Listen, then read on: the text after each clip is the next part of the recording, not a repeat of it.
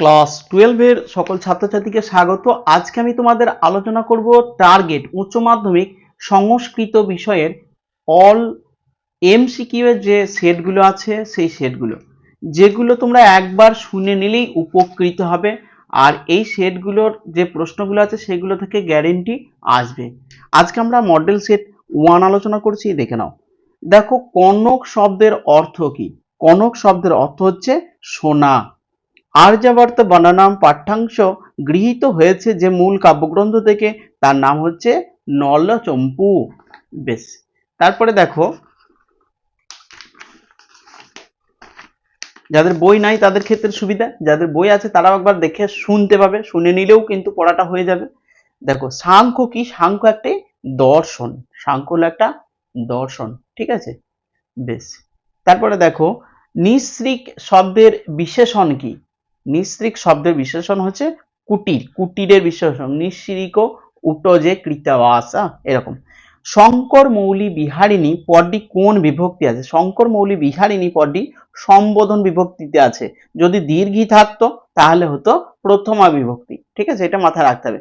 শ্রীমদ্ ভগবদ গীতা কোন গ্রন্থের অংশ? শ্রীমদ্ ভগবদ গীতা মহাভারত গ্রন্থের অংশ। শ্রীমদ্ ভগবদ গীতা মহাভারতের ভীষ্ম পর্বের থেকে গৃহীত হয়েছে, ঠিক আছে।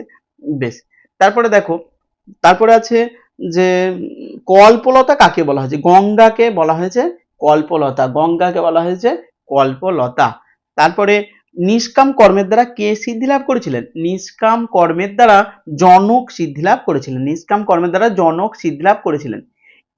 কৌমুদীর পিতা কে? কৌমুদীর পিতা হচ্ছে ইন্দু শর্মা। ইন্দু শর্মা হচ্ছে কৌমুদীর পিতা। নেক্সট হচ্ছে যথা। যথা আজ্ঞাপয়তি দেব, বক্তা কে? বক্তা হচ্ছে প্রমোদ। প্রমোদ বলেছেন যথাজ্ঞা মহারাজ। হ্যাঁ, প্রমোদ কথাটা বলেছে, ঠিক আছে। এরপরে দেখো, সয়েব মন মানসম। মন মানুষটি কে? মনের মানুষটি কে? মনের মানুষ কৌমুদীর মনের মানুষ হচ্ছে বসন্ত। বেশ, এরপরে নেক্সট, অবনীপ শব্দের প্রতিশব্দ কি? অবনীপ শব্দের প্রতিশব্দ হচ্ছে, অবনীপ শব্দের প্রতিশব্দ হচ্ছে রাজা। অবনীপ শব্দের প্রতিশব্দ হচ্ছে রাজা। স্বপ্নবাসব দত্তম কার লেখা? স্বপ্নবাসব দত্তম ভাষ্যের লেখা। 13টি নাটকের মধ্যে অন্যতম বিখ্যাত নাটক হচ্ছে স্বপ্নবাসব দত্তম। বেশ, তারপরে দেখো, অভিজ্ঞান শকুন্তলমের রচয়িতাকে? অভিজ্ঞান শকুন্তলম নাটকটির রচয়িতা মহাকবি কালিদাস। মহাকবি কালিদাস অভিজ্ঞান শকুন্তলম নাটকটি রচনা করেছেন। তারপরে দেখো, চরক সংহিতার বর্ণনীয় বিষয় কি? চরক সংহিতার বর্ণনীয় বিষয় হচ্ছে চিকিৎসা শাস্ত্র। চরক সংহিতার বর্ণনীয় বিষয় হচ্ছে চিকিৎসা শাস্ত্র, ঠিক আছে। তোমরা একবার শুনে নাও, এর সঙ্গে সঙ্গে মুখস্থ করে নাও, ঠিক আছে। বেশ, এরপরে 2 নাম্বার সেটটা দেখো। 2 নাম্বার, কুলীন কাদের বলা হয়েছে? তাহলে অভিজাত ব্যক্তিদের কুলীন বলা হয়, ঠিক আছে। নেক্সট, প্রভঞ্জন শব্দের অর্থ কি? এটা 2 নম্বর সেট কিন্তু। প্রভঞ্জন শব্দের অর্থ, প্রভঞ্জন শব্দের অর্থ হচ্ছে ঝড়, ঠিক আছে। পুরম আনায়াতি মানে নগরে নিয়ে আসে। পুরম মানে কি? পুরম মানে হচ্ছে নগর, এখানে নগর অপশন নাই, কিন্তু শহর। নগর মানে হচ্ছে শহর, ঠিক আছে। তারপরে দেখো, পথ শব্দের সংস্কৃত প্রতিশব্দ কি? পথ শব্দের সংস্কৃত প্রতিশব্দ হচ্ছে মার্গহ। দেখো, পথ মানে পথ দিয়েছে, সড়ক দিয়েছে, রাস্তা দিয়েছে, সবগুলাই মনে হবে, কিন্তু সংস্কৃত শব্দটা হচ্ছে মার্গ। তারপরে দেখো, তারিণী শব্দের অর্থ কি? নৌকা। না, এখানে কিন্তু তারিণী যে ত্রাণ করে, এখানে তারিণী শব্দের অর্থ যে ত্রাণ করে। অপাঙ্গ মানে কি? অপাঙ্গ মানে হচ্ছে বক্র দৃষ্টি। অপাঙ্গ মানে হচ্ছে বক্র দৃষ্টি। নেক্সট, গীতা কোন শাস্ত্রের সার? গীতা হচ্ছে উপনিষদ। উপনিষদের সার গীতাতেই বলা হয়েছে। সর্বোপনিষদ গাবদুগ্ধ গোপাল নন্দন পার্থ বৎস সুধীর ভোক্তা দুগ্ধং গীতামৃতম মহৎ। উপনিষদ থেকে, উপনিষদের সারবস্তু হচ্ছে গীতা। গীতার শ্লোক সংখ্যা কত? গীতাতে 700 শ্লোক আছে, তাই গীতাকে সপ্তশতী বলা হয়। হ্যাঁ, বেশ, তারপরে দেখো, রাজার নাম কি? রাজার নাম হচ্ছে ইন্দ্রবর্মা। কই নাই, তার মানে কোনোটিই নয়, ঠিক আছে। বেশ, তারপরে দেখো, ওই ভদ্রে ওই কি রকমের পদ? ওই ওই হচ্ছে একটা ওই ভদ্রে সম্বোধন পদ। সম্বোধন, সম্বোধন পদ ওই ভদ্রে। তারপরে দেখো, পরিণয় শব্দের অর্থ হচ্ছে উদ্বাহ মানে বিবাহ, পরিণয় শব্দের অর্থ। তারপরে ক্ষিয়তেন সত্রং মেয়ে। মেয়ে বলতে কে? মেয়ে বলতে আমার মেয়ে মানে এটা কে কথাটা বলেছে? বলেছে রাজা ইন্দ্রবর্মা কথাটা। ক্ষয় হচ্ছে কিন্তু তাড়াতাড়ি ক্ষয় হচ্ছে বলে আমার মনে হচ্ছে না। বেশ, তারপরে দেখো শকুন্তলার পুত্রের নাম কি? শকুন্তলার পুত্রের নাম হচ্ছে ভরত বা সর্বদমন। এখানে হ্যাঁ সর্বদমন, হ্যাঁ শকুন্তলার পুত্রের নাম। অবন্তীর রাজধানীর নাম কি? উজ্জয়িনী। উজ্জয়িনী হচ্ছে অবন্তী নগরের রাজধানী। ঠিক আছে।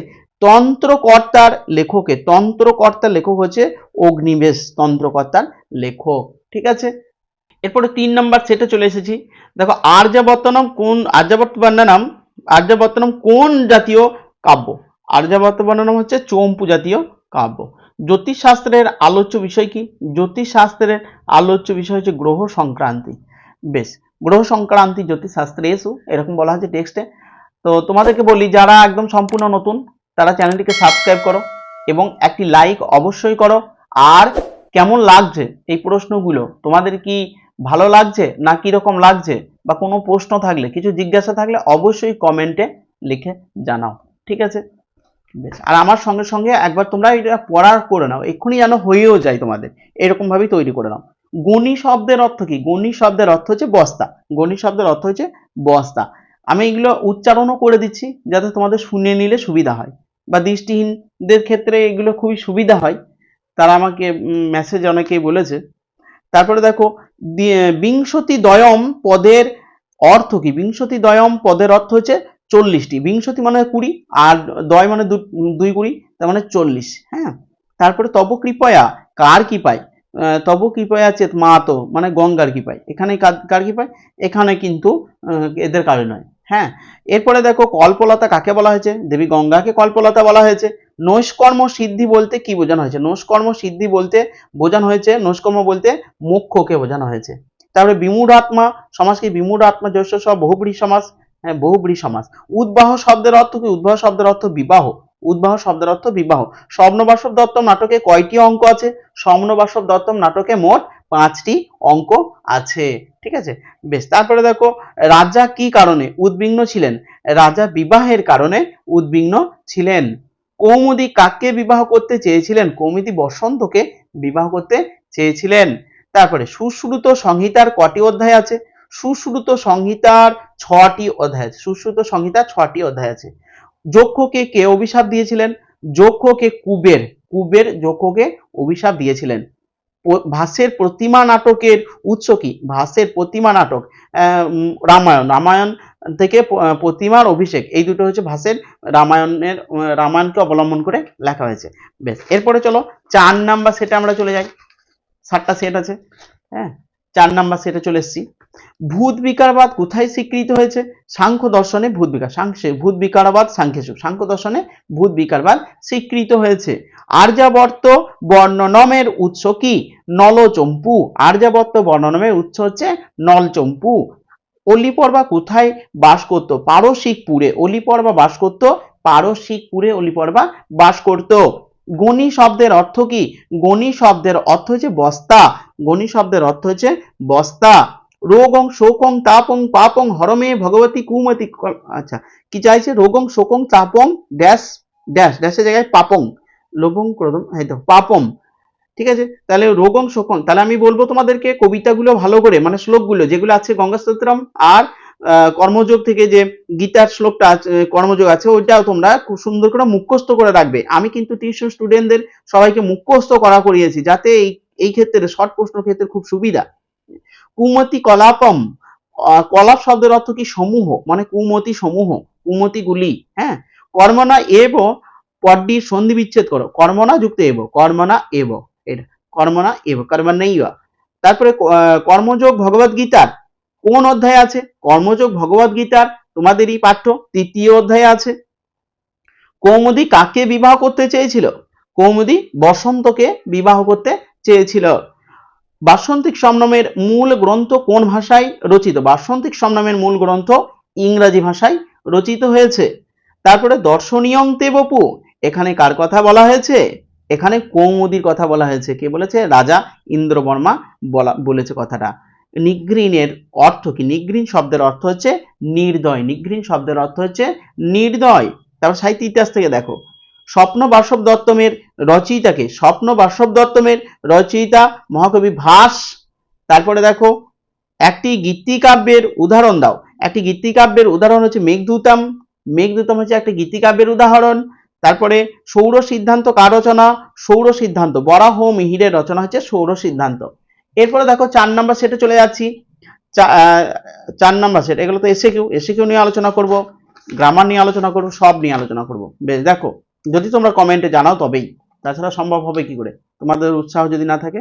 তাহলে দেখো কনক শব্দের অর্থ কি? কনক শব্দের অর্থ তোমরা জানো, আগে সেটা হয়েছে একটা, সোনা। অলি পর্বার ভাইয়ের নাম কি? অলি পর্বার ভাইয়ের নাম হচ্ছে কশ্যপ। অলি পর্বার ভাইয়ের নাম কশ্যপ। আর্যাবর্ত বর্ণনামের মূল গ্রন্থ কি ধরনের কাব্য? আর্যাবর্ত বর্ণনামের মূল গ্রন্থ চম্পু জাতীয় কাব্য। তারপরে দেখো আর্যাবর্ত বর্ণনামের রচয়িতাকে, আর্যাবর্ত বর্ণনামের রচয়িতা কবি ত্রিবিক্রম ভট্ট। শঙ্কর মৌলি বিহারিণী পদটি কোন বিভক্তি আছে? শঙ্কর মৌলি বিহারিণী পদটি সম্বোধন। হ্যাঁ, এটা যদি দীর্ঘি থাকতো তাহলে প্রথমার্ধ, হ্যাঁ এটা মনে রেখো। কল্পলতা কাকে বলা হয়েছে? কল্পলতা বলা হয়েছে গঙ্গা দেবীকে কল্পলতা বলা হয়েছে। ত্রিলোকে কার কোনো কর্তব্য কর্ম নেই? ত্রিলোকে, ত্রিলোকে ভগবান শ্রীকৃষ্ণের কোনো কর্তব্য কর্ম নেই। পার্থকে, পার্থ হে অর্জুন, হে পার্থ, মানে অর্জুনকে বলা হয়েছে পার্থ। পার্থ হচ্ছে অর্জুন, অর্জুনের অপর নাম পার্থ। বাসন্তিক সম্ভ্রম নাটকের মূল নাটক কি? বাসন্তিক সম্ভ্রম নাটকের মূল নাটক হচ্ছে এ মিটস আমার নাইস ড্রিম। এ মিটস আমার নাইস ড্রিম। তারপরে যথাজ্ঞাপয়তি দেব, বক্তাকে, বক্তা হচ্ছে প্রমোদ। প্রমোদ হচ্ছে আলোচুক্তিটি বক্তা। বিজয়তাম অস্মাকম অবনীপ, এখানে কে বলেছেন কথাটি? বলেছেন প্রমোদ। বিজয়তাম অস্মাকম অবনীপ, আচ্ছা ইন্দু শর্মা বলেছেন। ইন্দু শর্মা, ইন্দু শর্মা, ইন্দু শর্মা, আচ্ছা এটা ইন্দু শর্মা বলেছেন। নাট্যাংশের নেপথ্যে, নাট্যাংশের শেষে নেপথ্যে কি শোনা গিয়েছিল? মৃদঙ্গধ্বনি। নাট্যাংশের শেষে নেপথ্যে কি শোনা গিয়েছিল? মৃদঙ্গধ্বনি। এই যে ডিএটা, মৃদঙ্গধ্বনি শোনা গিয়েছিল। আয়ুর্বেদের কোন, আয়ুর্বেদের উৎস কোন বেদ? আয়ুর্বেদ, আয়ুর্বেদের উৎস হচ্ছে অথর্ববেদ। অথর্ববেদ হচ্ছে আয়ুর্বেদের উৎস। তারপরে ভাষ্যের কোনটি? ভাষ্যের লেখা, ভাষ্যের লেখা কোনটি? ভাষ্যে 13টি নাটক আছে। চারুদত্ত, চারুদত্ত হচ্ছে ভাষ্যের লেখা, ঠিক আছে। ভাষ্যের লেখা অপর নাটক হচ্ছে চারুদত্ত। মেঘদূত কোন ছন্দে রচিত? মেঘদূত মন্দাক্রান্ত ছন্দে রচিত। মেঘদূত মন্দাক্রান্ত ছন্দে রচিত হয়েছে। এরপর চলে আসবো 7 নাম্বার সেটে, ঠিক আছে। স্ফোট প্রবাদ কাদের মধ্যে চলে? স্ফোট প্রবাদ বৈয়াকরণদের মধ্যে চলে। বৈয়াকরণেষু, স্ফোট প্রবাদ বৈয়াকরণেষু। তারপরে দেখো আর্যাবর্ত বর্ণনামে গঙ্গা ছাড়া কোন নদীর নাম পাওয়া যায়? আর্যাবর্ত বর্ণনামে গঙ্গা ছাড়া চন্দ্রভাগা নদীর নাম পাওয়া যায়। অলি পর্বার ভাইয়ের নাম কি? অলি পর্বার ভাইয়ের নাম হচ্ছে কৈশ্যপ। অলি পর্বার ভাইয়ের নাম হচ্ছে কৈশ্যপ, ঠিক আছে। তারপরে দেখো চৌর্য শাস্ত্রের রচয়িতাকে? চৌর্য শাস্ত্রের রচয়িতা স্কন্ধরাজ। হ্যাঁ, স্কন্ধ হচ্ছে চৌর্য শাস্ত্রের রচয়িতা। তারপরে দেখো নিষ্কাম কর্মের দ্বারা কে মোক্ষ লাভ করেছেন? নিষ্কাম কর্মের দ্বারা জনক প্রভৃতি মহর্ষিগণ মোক্ষ লাভ করেছিলেন। তারপরে দেখো পুনর্জন্ম না, স্ত্রীলোকে কার কোনো কর্তব্য কর্ম নেই? স্ত্রীলোকে কার কোনো, কৃষ্ণের কোনো কর্তব্য কর্ম নেই ত্রিলোকে। তারপরে দেখো পুনর্জন্ম না হওয়ার কারণ হলো, পুনর্জন্ম না হওয়ার কারণ গঙ্গায় স্নান করলে আর পুনর্জন্ম হয় না।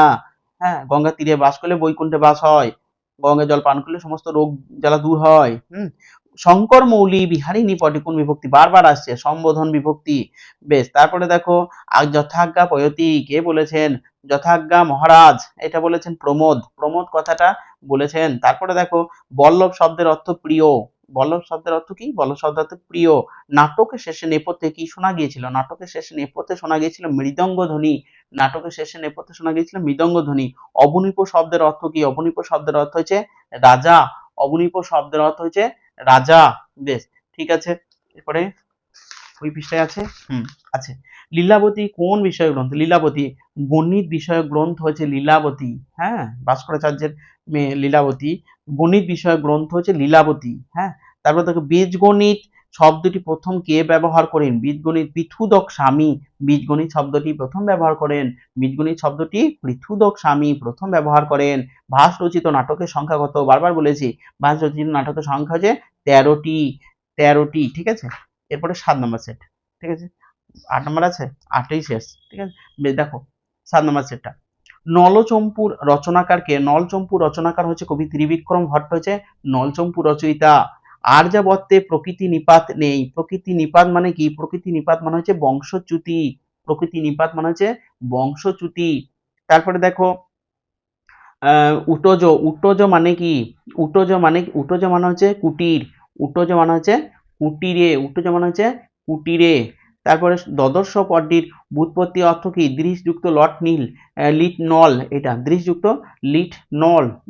দ্বাদশ মানে দৃশ ধাতুর লিটের রূপ, লিটের প্রথম আর একবচন, হ্যাঁ, দ্বাদশ। বেশ, তারপরে শ্রীমদ্ ভগবত গীতা কোন কোন গ্রন্থের অন্তর্গত? শ্রীমদ্ ভগবত গীতা মহাভারতের ভীষ্ম পর্বের 25 থেকে 42তম অধ্যায় শ্রীমদ্ ভগবত গীতা নামে পরিচিত। বেশ, কাম এবং ক্রোধ কোথা থেকে উৎপন্ন হয়? কাম ও ক্রোধ তমোগুণ থেকে উৎপন্ন হয়। বেশ, এই ব্যাপারটা তোমাদেরকে বলি। বেশিরভাগ বইয়ে, যেমন ধরো ছায়া প্রকাশনী, প্রান্তিক, তারপরে এই এই টার্গেট বা অন্য যে কোনো পারুল, এসব বইগুলোতে দেখা যাচ্ছে তমগুণই করা আছে। কিন্তু আমি গীতা পড়ি যেহেতু, সেইখানে কি লেখা আছে জানো? কাম এস ক্রোধ এস রজগুণ সমুদ্ভব। কাম এবং ক্রোধ রজগুণ থেকে সৃষ্টি হয়। হ্যাঁ, তাহলে কাম ক্রোধ রজগুণ থেকে সৃষ্টি হয়, এটা ওখানে দেওয়া আছে। কিন্তু বিতর্কিত প্রশ্ন আমি তোমাদেরকে বলছি না, এটা যেহেতু বেশিরভাগ বইয়ে দেওয়া আছে, সেহেতু তোমরা এটাই তমগুণটাই আমি আপাতত দিলাম। আমি আরো ক্লিয়ার করে নেবো কোনো বিদগ্ধ স্যারের সঙ্গে, তারপরে এটা তোমাদেরকে বলবো। কল্পলতা, পৃথিবীর কল্পলতা কে? পৃথিবীর কল্পলতা হচ্ছে গঙ্গা।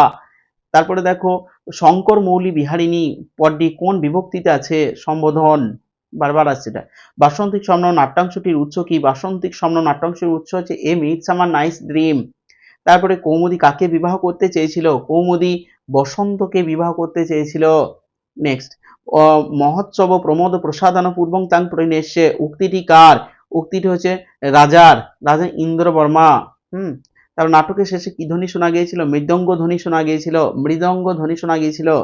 চরক সংহিতা গ্রন্থের বর্ণনীয় বিষয় কি? চরক সংহিতা গ্রন্থের বর্ণনীয় বিষয় হচ্ছে চিকিৎসা বিজ্ঞান, চিকিৎসা বিজ্ঞান। তারপরে গুপ্তযুগের নিউটন কাকে বলা হয়? গুপ্তযুগের নিউটন বলা হয় আর্যভট্টকে। গুপ্তযুগের নিউটন বলা হয় আর্যভট্টকে, গুপ্তযুগের নিউটন বলা হয়। গীত গোবিন্দমে কটি স্বর্গ আছে? গীত গোবিন্দমে 12টি স্বর্গ আছে। 1 10 2 12, 12টি স্বর্গ আছে গীত গোবিন্দমে। এবার লাস্ট সেট, 8 নাম্বার সেটটা দেখো, এটা ফিলোজফি, ঠিক আছে, আর এটা হচ্ছে বাংলা। এই সবগুলো নিয়েই আলোচনা করব। হ্যাঁ, তো দেখো 8 নাম্বার সেট, আর্যাবর্ত বর্ণনামে কোন রাজার কীর্তি পতাকার উল্লেখ পায়? ভগীরথ, রাজা ভগীরথের কীর্তি পতাকা উল্লেখ পায়। চম্পু শব্দের অর্থ হচ্ছে গদ্য পদ্য মিশ্রিত কাব্য। চম্পু শব্দের অর্থ হচ্ছে গদ্য পদ্য মিশ্রিত কাব্য হচ্ছে চম্পু। অলি পর্বার পিতা কেমন ছিলেন? অলি পর্বার পিতা ছিলেন পক্ষপাতহীন। অলি পর্বার পিতা পক্ষপাতহীন ছিলেন। পাংশু পটলং শব্দের অর্থ কি? ধূলি রাশি, ধূলি কণা সমূহ এখানে। স্তোত্র কথাটির অর্থ হচ্ছে স্তব। তারপরে জঠরে কথাটি শব্দ হচ্ছে মাতৃগর্ভে। জঠর মানে হচ্ছে মাতৃগর্ভকে বলা হয় জঠর। তারপরে দেখো শ্রীমদ্ ভগবত গীতার অপর নাম কি? শ্রীমদ্ ভগবত গীতার অপর নাম হচ্ছে সপ্তসতী। শ্রীমদ্ ভগবত গীতার অপর নাম হচ্ছে সপ্তসতী। তারপরে মোক্ষ লাভের কটি মার্গ আছে? মোক্ষ লাভের কটি মার্গ আছে? 2টি মার্গ আছে। তারপরে দেখো কনক লেখা মূল নাটকে কি নামে পরিচিত? হিপোলিটা। ঠিক আছে, তারপরে দেখো ওই কৌমুদী, এখানে বক্তা কে? ওই কৌমুদী মানে এখানে বক্তা হচ্ছে রাজা উক্তির বক্তা। তারপর নারিকা উপি যুগায়তে, নারিকা শব্দের অর্থ কি? নারিকা শব্দের অর্থ হচ্ছে দণ্ড। তারপরে ন কদাপি সুখ বহা শব্দের অর্থ হচ্ছে মতি। তারপরে দেখো স্ত্রী চরিত্রবিহীন সংস্কৃত নাটকের নাম হচ্ছে মুদ্রা রাক্ষস। তারপরে গীতগোবিন্দ রচয়িতা কবি জয়দেব। তারপর জ্যামিতি বিষয়ক গ্রন্থ কোনটি? শূল্যসূত্রাম, জ্যামিতি বিষয়ক গ্রন্থ। বেশ, এই হলো তোমাদের 8টা সেটের এমসিকিউ। এই 8টা সেট খুব সুন্দরভাবে তোমরা আরেকবার দেখে নেবে, দরকার হলে এগুলো বারবার পড়ে নেবে। এই কটার মধ্যেই তোমাদের পরীক্ষায় বেশিরভাগ প্রশ্নই চলে আসবে, কারণ এইভাবেই মানে এই এমসিকিউ গুলো তোমাদের করা উচিত। ঠিক আছে, বেশ, ঠিক আছে, নেক্সট ভিডিওতে আবার দেখা হবে। সাজেশন গুলো অবশ্যই তোমরা একবার দেখে নিও। বেশ, ঠিক আছে, সকলকে ধন্যবাদ। ভালো পরীক্ষা হোক।